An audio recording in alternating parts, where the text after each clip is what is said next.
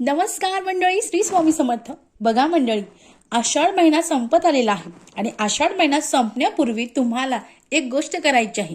ही गोष्ट जर तुम्ही केली तर तुमची जी कुलदेवता आहे तिचं अखंड वरदहस्त तुमच्या घरात राहणार आहे. तुमच्या घरात भरभराट येणार आहे. सुख शांती समृद्धी तुमच्या घरामध्ये अखंड राहणार आहे. ती गोष्ट कोणती ते जाणून घेऊ. पण त्यापूर्वी तुम्ही जर माझ्या चॅनलला नवीन असाल तर प्लीज चॅनलला सबस्क्राईब करा. बघा मंडळी, आपल्याला या आषाढ महिना संपण्यापूर्वी आपली जी कुलदेवी आहे तिचा कुलाचार करायचा आहे. तिची घरच्या घरी ओटी भरायची आहे. ती कशी भरायची ते जाणून घेऊ. ओटी भरण्यासाठी तुम्हाला एक ताट घ्यायचं आहे. ताटामध्ये एखादी रेशमी साडी किंवा खण ठेवायचा आहे.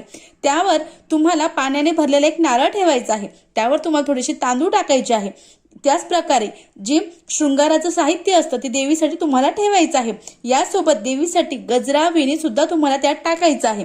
त्यासोबत सगळ्यात महत्त्वाचं म्हणजे तांबूल जे आहे ते ठेवायचं आहे. दक्षिणा तुम्ही अगदी काही ठेवू शकतात.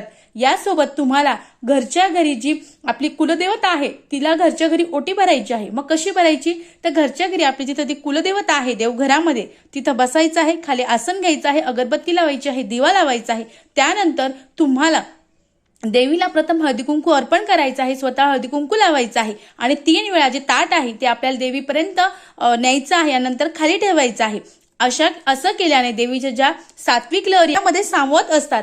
आणि त्यानंतर तुम्हाला कुलदेवीला नमस्कार करायचा आहे आणि कुलदेवीला म्हणायचं आहे, हे कुलदेवी किंवा रेणुका माता, तुमची तुळजापूरची भवानी, जी ही तुमची कुलदेवता असेल तिचं नाव घ्यायचं आहे आणि तिला म्हणायचं आहे, मी तुझी यावर्षी घरच्या घरी ओटी भरत आहे. ही ओटी तू मनापासून मान्य करून घे आणि तुझी अखंड कृपाहस्त माझ्या कुटुंबावर राहू दे, असं म्हणून नमस्कार करायचा आहे. बघा, अगदी साध्या आणि सोप्या पद्धतीने आपल्याला देवीची जी ओटी आहे ती या आषाढ महिन्यामध्ये भरायची आहे. अवश्य भरा. श्री स्वामी समर्थ. धन्यवाद.